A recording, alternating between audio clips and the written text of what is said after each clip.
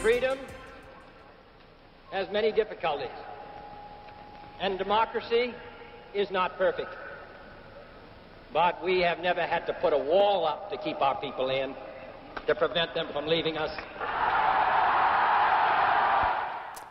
John F. Kennedy would have been 100 yesterday. Now, in that clip you just heard, he was speaking from Berlin, and he wanted a unified Europe, no walls, and America working with allies to solve problems.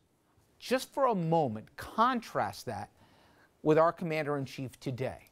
Trump wants to build a wall and have one of our closest allies foot the bill for it. He also believes America first, which some say really means every man or every nation for themselves. And he just wrapped up a European trip that left many of our allies questioning their relationship with America, what would have been an unthought of conversation in our lifetimes. Among those, German Chancellor Angela Merkel. Now, here she is making a not too subtle reference to the president's trip. Quote, "The times in which we can fully count on others are somewhat over. As I've experienced in the past few days, the entire discussion about climate was very difficult, if not to say very dissatisfying." That last part refers to the Paris Climate Agreement, which President Trump has threatened to pull out of, even though 190 other countries have signed onto it, including, by the way, major corporations. Even the Exxons of the world say it's good for America. But I digress. The president also couldn't let Merkel's comments go without responding with, what else, an early morning tweet. And I'm going to read verbatim here. "We have a massive trade deficit with Germany, plus they pay far less than they should on NATO and military. Very bad for U.S. This will change." Bear in mind, Germany has the largest economy in Europe. It's also one of our closest allies. In the wake of President Trump's trip, John McCain had this to say about the U.S. role in the world and the stress that it is causing. Take a listen.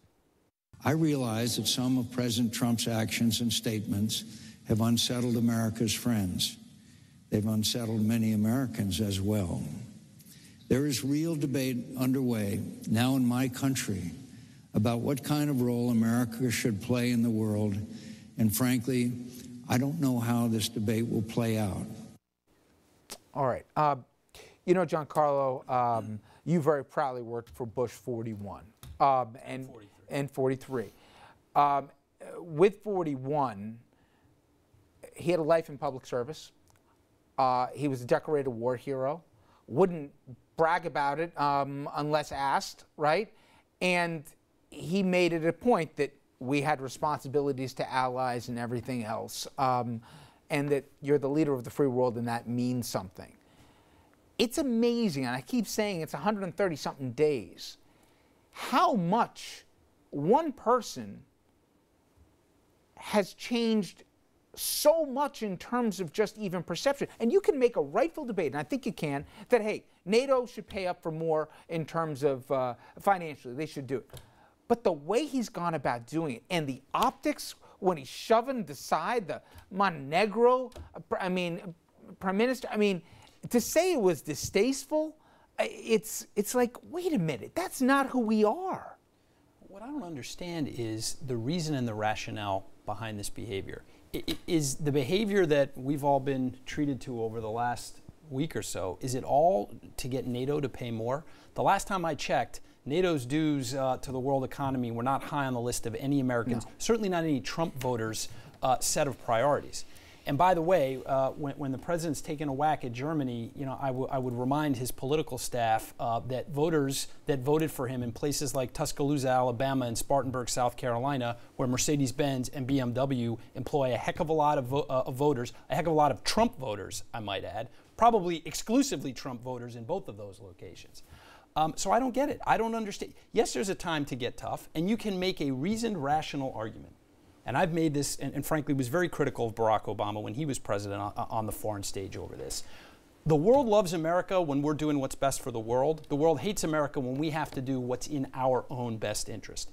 If there was some purpose to Donald Trump's boorish behavior on the world stage, if we were going to extract something of value as a country from our allies, it might be understandable. But someone please tell me what we're getting for this behavior, because I don't understand it. Two quick thoughts. One, Moscow for the last 75 years has been trying to pry Germany away from the American sphere of influence. And Donald Trump is doing most of the work for them right now. I mean, I don't think Germany's keep going with it. It's not limited to Germany. Look about Italy now. Right. And Russia's trying to influence the Italian system there because there's no sphere of influence coming from the United States. There are still all the former Soviet republics or countries that were under the Soviet sphere of influence during the Cold War that are still somewhat in limbo. To your point, it seems to go even further. I don't know why this president treats our friends like our enemies and our enemies like our friends. And it doesn't seem to get us any benefits from it. I mean, maybe you sort of warm the relationships with our enemies by treating them a little bit nicer, but at some point, we're going to need the help of our allies across Europe and around the rest of the world. And if our relationships are strained with them or they think we're off on our own somewhere, we lose any leverage to try to get any help from them. And there's the math part of this too, Jeannie. You know, people fill voids for a reason. Our biggest trade partner are the Europeans right now. So if you take morality out of it, right, wrong, loyalty, that, you know, Article 5 of NATO says every president, Republican, Democrat, doesn't matter who they are, every single president has made a point in their presence of foreign leaders to invoke Article 5, to re-establish that we will have your backs at any point of trouble. He consciously didn't do that. But yet, along the road, he'll go to the Saudis, and because they have a dance for him or whatever, they tell him how great he is, and I think they give him something. Doesn't matter what horrible abuses that they do to their own people. They're terrific. What does he say to the Philippine strongman, right? Oh, he's a terrific guy, how he's clamping down on drugs. He's committed murder. And he has said in his own voice he would like to kill 3 million people that use drugs in his country. Murder them all. I can go up and down the line. I've talked to death about Russia. But to Giancarlo's point, I don't get the upside to this. I know the downside. They're freaking out in Europe right now. And if you don't think China will try and fill an economic void as a trade partner with them instead of us, we're kidding ourselves. I get there's so much noise coming at us, but this is something we should freak out about because this is going to impact our kids when they come for job prospects. We live in a global world right now. You can't put the wall up around the United States. It don't work that way in the 21st century. Yeah, and I mean, to your point, I think this is what's frustrating the Europeans so much about the Paris climate, which is that, you know, setting aside your views on the environment from almost every perspective, particularly economic, it makes sense for the United States to remain in, and yet we have a president who seems to be struggling with that very issue, frustrating the Europeans entirely.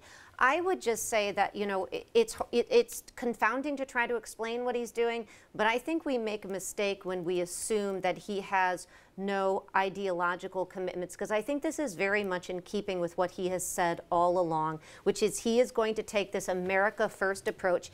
To Andrew's point, he's going to go to Saudi Arabia, he's going to go to the Middle East. He doesn't care what they're doing on the human rights front or any other front. He's not going to say a word to them, but he's going to go lecture the Europeans. Why? Because it's all about America First. Okay. It's very much in keeping with his... But even if it was America First, and he really said, you know what, screw you, I don't care what you know, not your problem, pay the vig or I'm not going to have your back.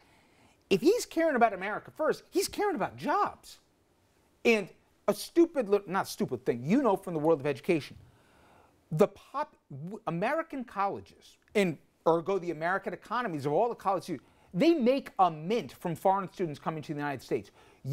Do you know how far off we are compared to any other recent year in history by how many foreign students are not coming to the United States because of all the uncertainty with visas and everything? It's terrible business, what we're doing. Yeah, and I agree with you. And all I would say is I think you're absolutely right. All I would say is to somebody like Donald Trump, and you and I have talked about this, to some people on the right, all they think is we do not want to participate in NATO. And I get what you're saying, that, you know, people aren't thinking about that as they go to the polling booth and they vote. But they do say we want to shut our borders and focus on just us. So almost in this very like 30,000-foot level, this fits within what he has been saying on the campaign trail right along, which is that you pay what we pay or we're not going to pay anymore. And Jeannie's right, except I'm going to take something that Giancarlo said and what you and I both know. He's hustled. Everybody in New York knows what he is. He's been a hustler his whole life, okay? That's the reason why he can't go to any pro events without getting booed when he's on the Jumbotron before he ever ran for office. We knew the deal. He played page 6. He knew how to work the post to get the... Okay. Everybody's got their move, right? That was his. Except my problem is, I think all of a sudden the Germans say, we're out. Okay, we're not going to keep our auto plant in Georgia, right along the Florida border. Same thing in Spartanburg, in South Carolina. We can go some other place. Canada would be more than happy to take our business, okay? I think the same thing happens. People say, wait a minute, Caterpillar, I heard about all these promises, or Carrier, excuse me. They're going to keep all these jobs Trump was saving. Where are they going? I think just like with healthcare, just like with tax reform and the rest, when they start doing the math and they say, whoa, you're not helping me, you're helping you.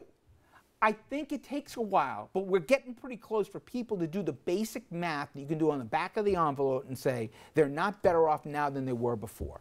Trump is constantly doing something for red meat for the base, as been alluded to in every comment in this segment.